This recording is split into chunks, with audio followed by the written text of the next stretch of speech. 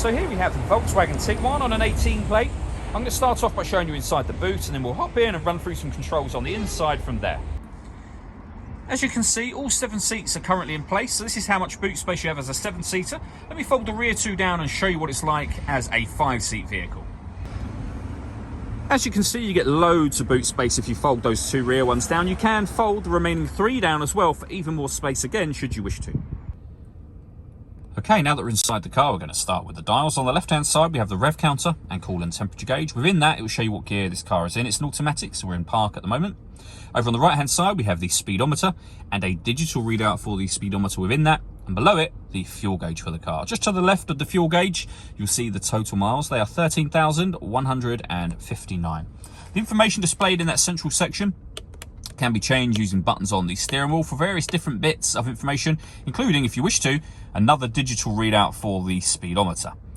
You can change the information for various different menus up here as well, so from navigation to audio, your telephone, vehicle status, and back around to driving data again.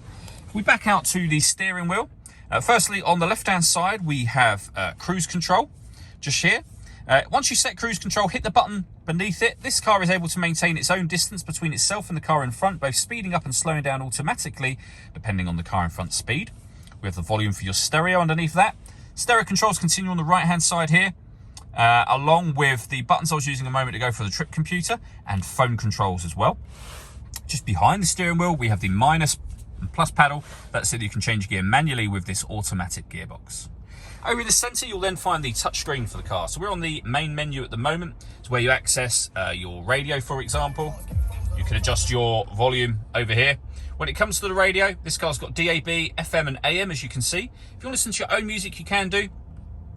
And again, a number of ways to listen to that. And they include Bluetooth audio. So once you pair up your phone, you'll be able to make and receive phone calls and stream your music wirelessly as well. Pairing your phone is done by hitting the phone button from here, or from the main menu, just there. Either way, you'll get to the same spot. Then just follow instructions on screen and on your phone from there. This vehicle's got satellite navigation. There's a full video showing how that works, which you can find on our website and on our YouTube channel as well. Below that, we have dual zone climate control. So you can adjust the passenger and driver temperature. You can increase or decrease the fan speed. You can determine where you'd like the air to be distributed. When you're happy with those settings, that button turns your air conditioning on and off again. We'll hit auto. The car will now maintain the temperatures you've asked for by taking full control of the fan speed and direction of the air for you. Any manual adjustment will take auto off straight away again. Underneath that section, we have 2 USB inputs, the auxiliary input and a 12-volt charging socket. We have an electronic handbrake with auto hold function. We can turn the parking sensors on and off. We can turn off the stop and start, and we have the gear lever for the fully automatic gearbox. The last thing I wanted to talk about is the panoramic glass roof. So there's a button up here that will open up the sun blind.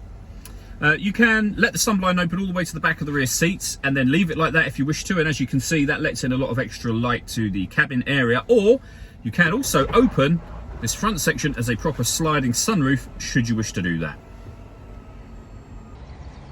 All that leaves me to say is thank you for taking the time to watch this video. If you'd like to come and see the car in person and have a test drive, please feel free to call any of our MJA sites. We'd love to hear from you soon.